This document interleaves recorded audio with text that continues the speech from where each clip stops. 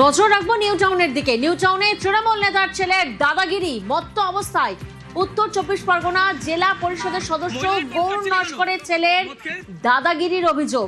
মহিলাদের টোন কাটছিলে কেন?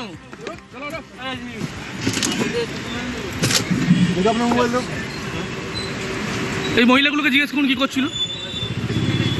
অনুপ প্রতিনিধি আমাদের সঙ্গে রয়েছেন। অনুপ, দাদাগিরির অভিযোগ সামনে আসছে, কে এই গৌর নস্কর, তার ব্যাকগ্রাউন্ড কি কি অভিযোগ সামনে আসছে?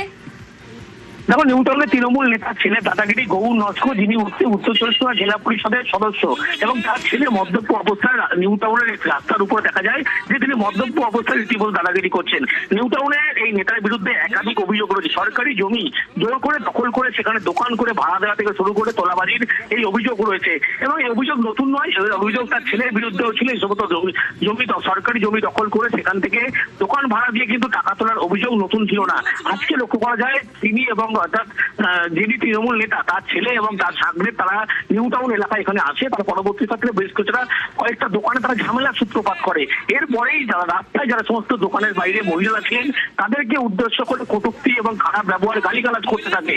এরপরে নিউ টাউন থানার পুলিশ ঘটনাস্থলে আসে। ইতিমধ্যেই সেই তৃণমূল নেতার ছেলে রাজীব নস্কর, অন্যদিকে অমরনাথ নস্কর তার সাগরে ইতিমধ্যে তাকে গ্রেপ্তার করেছে, এবং দুজনেই মদ্যপ অবস্থায় ছিল এবং দুজনের বিরুদ্ধে কিন্তু তোলার অভিযোগ রয়েছে।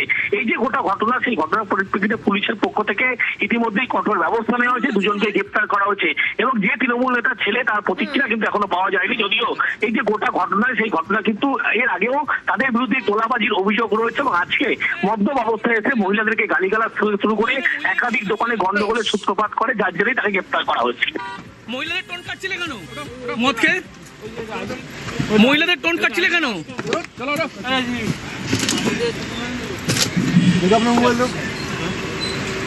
এই মহিলাগুলোকে জিজ্ঞেস করুন কি করছিল।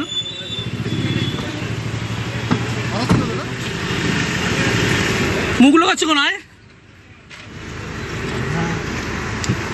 আমি দেখ